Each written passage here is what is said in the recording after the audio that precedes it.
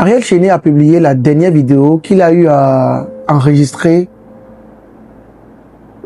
à l'hôpital auprès du lit de Nadia Sabé.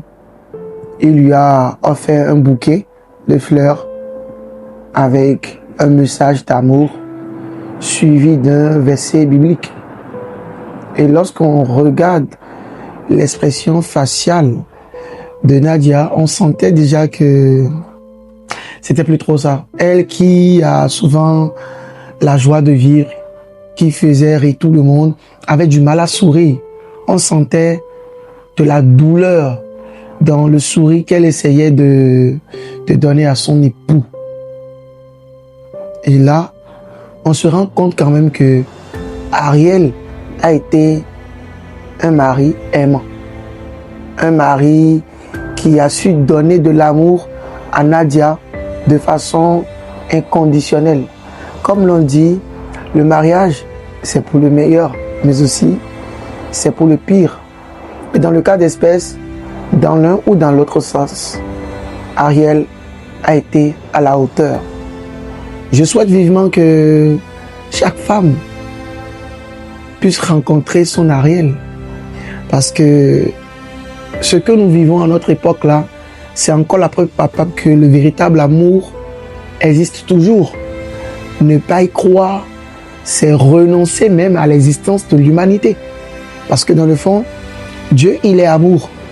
Et quand on regarde le couple Sray, puisque c'est le nom de famille de Ariel, dans cette vidéo, il a dit affectueusement Nadia Sray.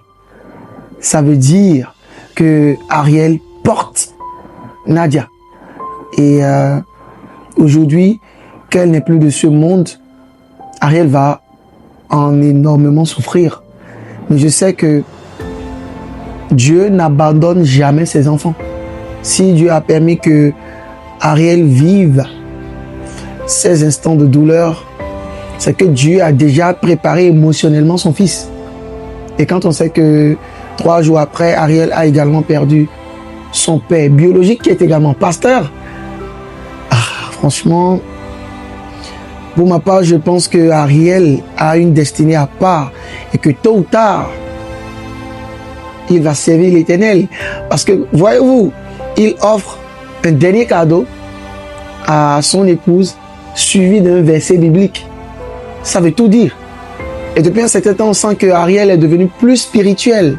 Cela voudra dire qu'un appel est déjà là. Nous n'allons pas dévancer les choses.